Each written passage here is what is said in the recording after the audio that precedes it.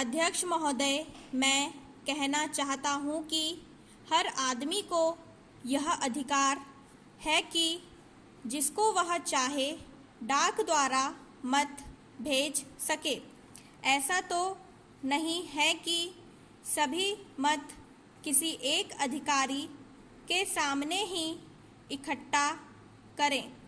जहाँ तक इस बिल का संबंध है वह ठीक है, वह प्रारंभ में ही आना चाहिए था और मैं इसका समर्थन करता हूँ।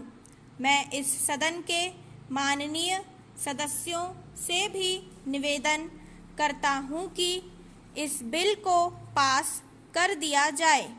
खेती में उन्नति ना होने का कारण क्या है?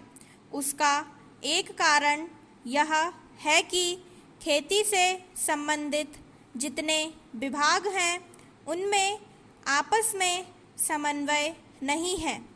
खेती के लिए अच्छी खाद की आवश्यकता है, पानी की आवश्यकता है, औजारों की आवश्यकता है और धन की आवश्यकता है। इन सारी चीज़ों के लिए अलग अलग विभाग हैं।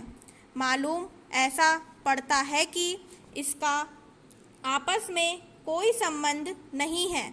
वे आपस में मिलकर कोई योजना नहीं बनाते जिससे खेती की आवश्यकताएं पूरी होती। इसलिए जब तक उनमें आपस में तालमेल नहीं होगा तब तक खेती की उन्नति नहीं हो सकती है। दूसरा कारण यह है कि योजना की बिल्कुल कमी है।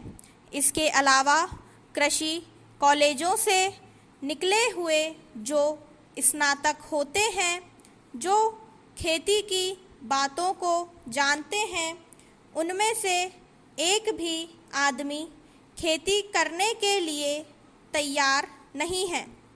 सभी प्रोफेसर बनने के लिए तैयार हैं, खेती के लिए कोई भी तैयार नहीं है। एक बात मैं माननीय मंत्री जी से विशेष रूप से कहना चाहता हूँ। अधिक उपज ना होने का एक कारण यह है कि जो खेत में काम करते हैं वे उसके मालिक नहीं हैं। खेत किसी और का है और काम कोई और कर रहा है। इसलिए मेरा कहना यह है कि किसानों में जब तक यह भावना पैदा नहीं होगी कि यह मेरी भूमि है, तब तक अधिक उपज नहीं हो सकती है। इसके लिए आप जब तक भूमि सुधार नहीं करेंगे तब तक कोई बात बनने वाली नहीं है। दुर्भाग्य से इस सदन में खेती करने वाले बहुत कम लोग ही भूमि के स्वामी हैं। पैराचेंज खेती की उन्नति के मूल आधार है पानी, खाद, बीज, धन, उपज का उचित दाम और भूमि सुधार। इन सब की और कृषि मंत्रालय का ध्यान नहीं है। सरकार को प्रत्येक खेत को पानी और हर आदमी को काम देना सुनिश्चित करना चाहिए। स्टॉप।